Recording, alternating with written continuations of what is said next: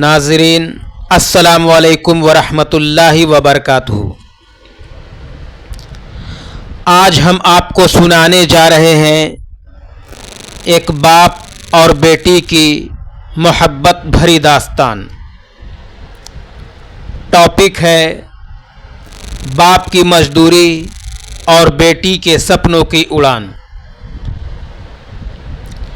ये कहानी है एक मजदूर बाप की, जिसका सपना था कि उसकी बेटी सिर्फ पढ़े ही नहीं बल्कि वो कुछ ऐसा करे कि पूरा गांव, पूरा समाज और खुद उसका बाप भी फख्र से कहे, ये मेरी बेटी है। यह कहानी है एक झोपड़ी से आसमान तक उड़ने की,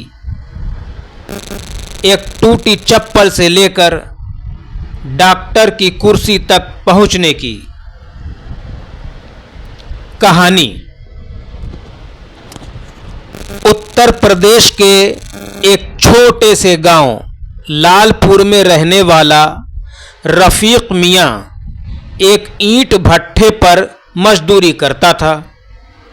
सुबह 4 बजे उठता, अपने कंधे पर गमछा डालता, बीवी को एक नज़र देखता जो अब बीमार चल रही थी, फिर अपने जूते संभालता जो कि जगह जगह से फटे हुए हैं और निकल पड़ता पेट की आग बुझाने। घर में एक ही चिराग था और वो था उसकी बेटी साइमा। साइमा अभी केवल 8 साल की थी, पर उसकी आंखों में एक अजीब सी चमक थी। जब भी वो स्कूल जाती वो पूछती, अब्बू क्या मैं एक दिन डॉक्टर बन सकती हूँ? रफीक मियाँ हर बार उसकी आंखों में देखकर कहते, बिल्कुल, क्यों नहीं, तू डॉक्टर ही बनेगी। लेकिन अंदर से वो जानता था कि मजदूरी के पैसों से पेट भरना भी मुश्किल है, तो फीस कैसे दूंगा। संघर्ष। एक दिन साइमा की टीचर स्कूल से घर आई।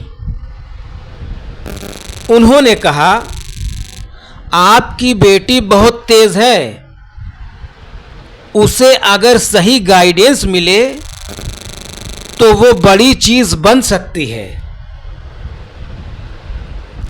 रफीक मियाँ के लिए ये सबसे बड़ी दौलत थी, बेटी की तारीफ।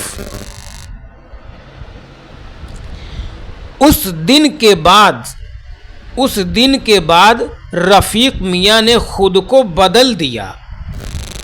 वो पहले 2 शिफ्ट काम करते, अब 3 शिफ्ट करने लगे।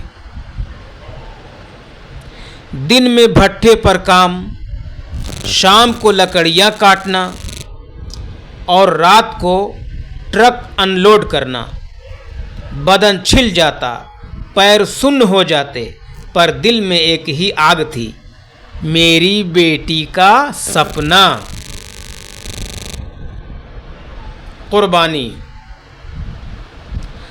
सर्दियों की एक रात जब सब रजाई में थे, रफीक मियाँ लकड़ी काट रहा था।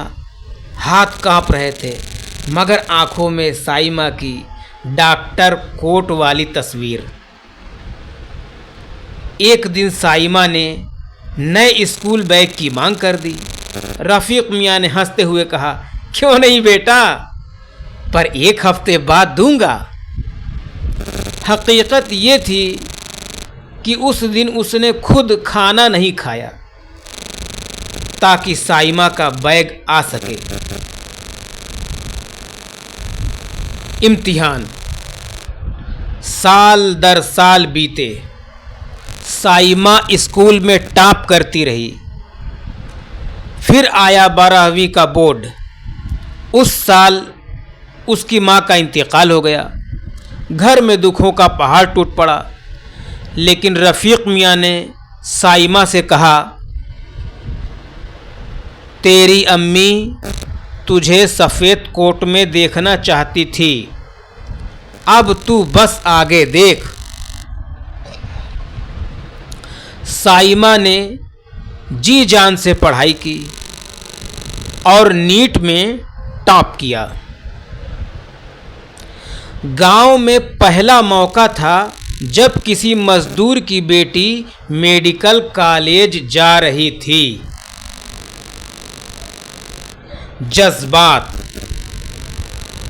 कॉलेज में दाखिला मिलते ही साइमा भाग कर आई और अब्बू के पैर पकड़कर रो पड़ी। अब्बू, ये सिर्फ मेरा नहीं, आपका भी सपना था। रफ़ीक मियाँ की आंखों से आंसू बह निकले। उन्होंने कहा,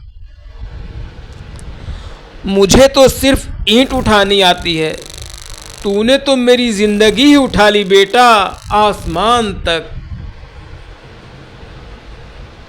बड़े खुश हुए रफ़ीक मियाँ। कामयाबी।